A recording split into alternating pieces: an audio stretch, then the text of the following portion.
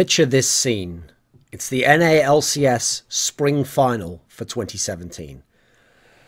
On the big screen, we're getting towards the show beginning. A counter comes up, a timer counting down from 10 minutes. It's counting all the way down. The lights are up, people are talking, people are milling about, people are finding their seats still. On the last minute, with 1 minute to go, 60 seconds, the lights dim in the arena. The crowd starts to get quiet. They know something's going to happen now. There's 60 seconds. The kind of the reference point is there that, you know, at the end of 60 seconds, something's going to happen. We get down to the last 10 seconds. And there's a sound every one of the numbers that counts down.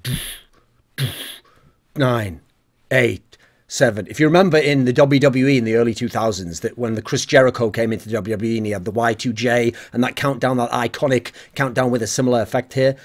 When it gets to 1 and then it hits what would be 0, the screen goes black, the arena's black. All you see on the screen is a bit of light comes up on the screen and there's the outline, just the black silhouetted outline of a slim young man. And you hear this voice boom out through the arena. It says, "I've played in every LCS final since I came here." There's shots of in-game footage of Bjergsen there at his first ever final. You remember?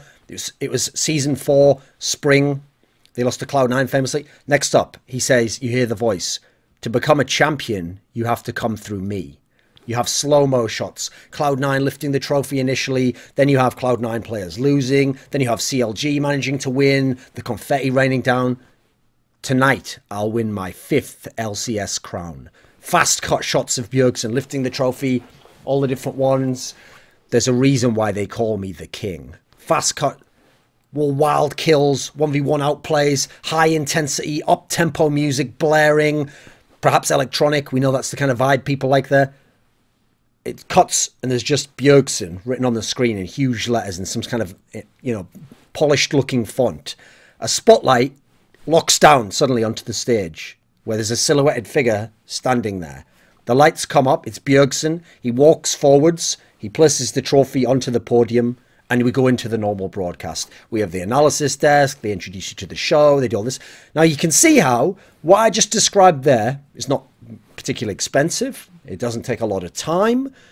It's actually very simple information to communicate. All the footage already exists. It's a very simple job. But you can see how it creates an excitement. It imprints in people a key narrative that is going to play out within the night. Bjergsen's going to win it again. He's the most tenured champion in NA. He's always been in the finals. He's the icon. He's the face of the league. You've got the team that wants to come and unseat him, who wants to defeat him, making sure he doesn't win that 5th LCS crown. All this stuff. You're celebrating the greatness of Bjergsen, but in doing so, you're celebrating the greatness of the league. You're celebrating the greatness of the game League of Legends and what it means as an esports game, and that it's not just a PC game and these are just some players playing a tournament. It could be in someone's basement, could be on a stage for millions of dollars. Doesn't matter. Could be the same setting with just a different background. Because here's the thing. Bjergsen was playing in his 7th straight NALCS final. And what special feature or celebration or attention did he get from Riot for playing in the 7th final? None. He was just another face in some generic kind of opening trailers, which never even mentioned this detail, by the way. 7th straight final, going for this 5th crown. You just saw cuts of him like any other player on TSM, like any player on... Like, you wouldn't know by watching that intro that they made the promo that Contracts was any different from Bjergsen. Contracts is playing as a rookie. He's in his 1st final. Bjergsen's playing in his 7th. You wouldn't have no idea as the casual viewer. They have repeatedly shown us at Riot that all they really care about, and they truly will put their passion and efforts into, and celebrate, is the game League of Legends. This game, which esports is a part of, and then the players are a part of the esports side. Now, that has been something which we've heard from behind the scenes, and has come out through various background sources, that Riot literally almost had a policy, at least in the early days, that yes, they promote League of Legends, the game. They don't necessarily promote the esports or the players within esports. They promote the game. That's why famously, from the very early days, they had those stage setups where the players sat there, but what lights up behind him? What is shown behind him? The champion he's playing. It's almost as though they wanted to promote the champion that Alex Ich is playing, Rise, over Alex Ich. And they want you to know that the champion's the more important part, not Alex Ich, this incredibly skilled user of the champion, who at the time was considered the best on it. That's been a mentality and a policy which has not only at least existed at the very minimum informally in the company early on, but it has manifested in the philosophy of how they conduct business, how they treat the great players, and how they treat the esports side of the game. Now, on one level, you can understand where they're coming from. They only really value League of Legends, it seems, for the money-making aspect of the game being bigger. They have continually, we've seen this from the early days as well, viewed the esport of League of Legends as a marketing tool to ensure people keep interested in League of Legends, the casual game that they make all their money off, the items and the skins and all the rest of it, and that it's there to spice things up, to throw new champions in the pool that people want to play, to keep people incited to play, to show people what the game can do, and be an advert in that particular sense, advertising for their product, which is League of Legends. It's not LoL esports, it's not the player Bjergsen, it's nothing like that. Now, the reason why I'll say to some degree you can understand some of the context of that is you contrast the traditional sports, and traditional sports, the incentive is there for the NFL to promote their star player that's in his final and is going for a big trophy, or to promote the MVP being in the final, and can he capture this title, or will he be the MVP but then lose out on the big Super Bowl day. The reason that is because for the sport, they don't own the game, they own the sporting aspect, and most crucially, the broadcast. The broadcast is the money-making mechanism. It's what they use, and then through the advertising that comes as a result of the eyes watching the broadcast, that is how they make their money. That is the big money in sports. And that obviously is not a model right now. Obviously, we've got the MLB deal coming up with Riot, but that's at the moment not the model that esports uses, even if tomorrow, as in the future, people do see it going down that road. So there's also a factor, though, as I kind of alluded before, that they want to promote the game over the player. Now, the reason why that's significant is because knowing the way Riot has operated and many of the things they've done in the past, trying to stop players from streaming other games, trying to make it so that players can't be poached, can't talk to other teams without the permission of their team, banning players, they've exerted such a level of control over these players that essentially no player could ever get bigger than the game League of Legends, even if they were a Michael Jordan. There was a time where Michael Jordan transcended basketball. He was bigger and more recognizable than the NBA and basketball as a sport. That can't happen in League, and it almost feels like it's willful, the approach that Riot's taken, where they've allowed that to be where we are as a game. Because it feels like they don't want players to get too much leverage to be able to make demands. To also, it won't just be TSM and Cloud9 and Team Liquid demanding franchising and share of the revenue. Now players can be like, hey, if you want me to play another year, maybe you have to increase what we do in terms of a union for players and do things like this and change these. They don't want that leverage issue. With Riot, an underlying narrative has seemingly always been that they want control. They value control even over pure profit. They value control even over making the ecosystem better, even over growing their esport. As long as they control every element, that is the number one priority, it feels like, on their checklist before they get to anything else. Whether that means player safety, players' salaries, income and earning potential for teams. It's all about they have to control every component of it. Then they will allow you certain aspects in exchange for your services of work and being a player in their league and playing in their tournaments. So you look at LCK right now. Faker is bigger than LCK. Faker is bigger than Korean esports at the moment. He is the face of Korean esports. That he keeps playing in Korean esports is incredibly important, in the same way as when Michael Jordan left the NBA. There was a little bit of a lull. There was a bit of a dip in interest. Some people just tuned out who were only watching for Michael Jordan, not because NBA is a fantastic product, which it is, but for them, that's not why they were watching in the first place. He drew them in, he kept them, and when he left, they went with him to some degree. Now, you contrast that to other sports, which, as I said, do work off the advertising model, and broadcast is God, essentially.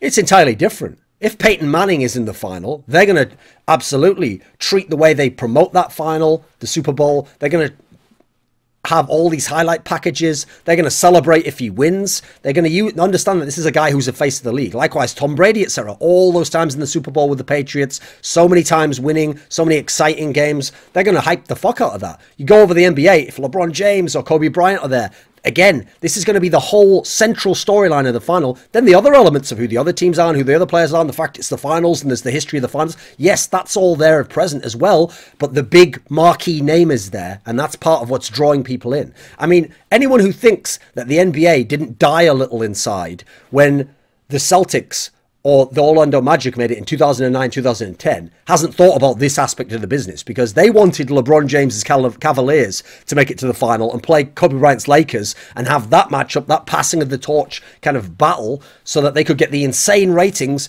and the sheer excitement and uniting East and West, all these sorts of factors.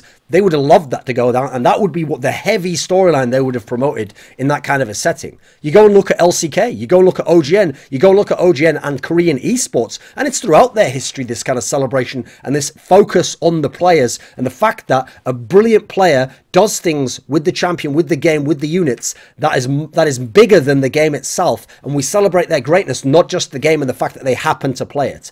That's the cart before the horse. So you go look, the Brood War players back in StarCraft 1 in the 2000s, they would have intros where they'd be on thrones, where if they won, they'd be cast as the villain, and everyone was an up-and-comer and smaller, like even visual reference, like they'd be huge, towering over the whole thing with their picture, and the picture-in-picture, you'd have these little guys who were hoping to battle up and defeat them, and then when someone won 2 or 3 titles, they'd be the final boss in the next one that everyone else had to come at, and the whole approach they took was incredible. I mean, one of the most famous examples, I'll link it here, everyone's seen it who knows about Korean esports, is when Flash was playing in his second straight OSL final in 2010, which was the Korean Air OSL #1, and he played against this guy called Effort, and because at the time he was the best player in the world, he'd made all these finals in a row, he'd actually, like, he was in insane form, they had him literally drive into a hangar where the finals was, inside like a 747 aeroplane, jet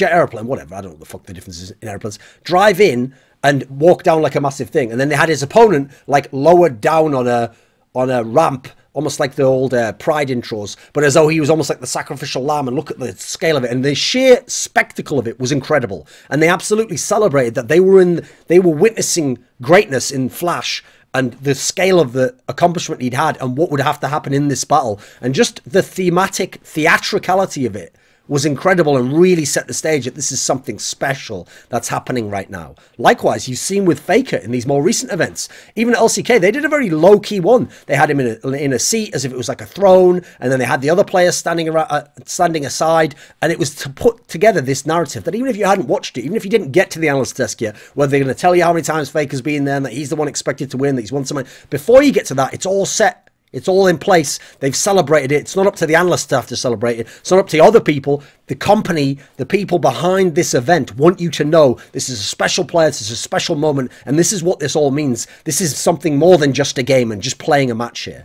I mean, you think of how many missed opportunities there were in the EU LCS. You have Expeke, a guy who, at one point in time, he was a 3-time champion. His team was always in the final. Then he made it back there with Origin, this team that had come from Challenger, and he's all the way back in the final, and now Fnatic were the champions, but without him, and he's playing against his old team, and now he's trying to dethrone them, and they've gone 18-0, but he's there before them, and it's him and Soaz used to be in Fnatic. How was this storyline not mined? How was this not used in any way? Why was this not even within people's brains when it came to setting up this final and having some kind of stage show and making it something special? Otherwise, we may as well always be almost all be at home on stream, just watching and seeing it in that sense, and just sat at home. What's the point in going to the event, right? Where's the greatness? Where's the celebration? Froggen, he'd been in the LCS era hard done by, right? He'd been stuck on Evil Genius ears, hadn't ever quite made it to the final. He got close to going to Worlds, didn't make it there. Then Alliance had stumbled before the final in the spring split of Season 4, but he'd been the MVP of the league.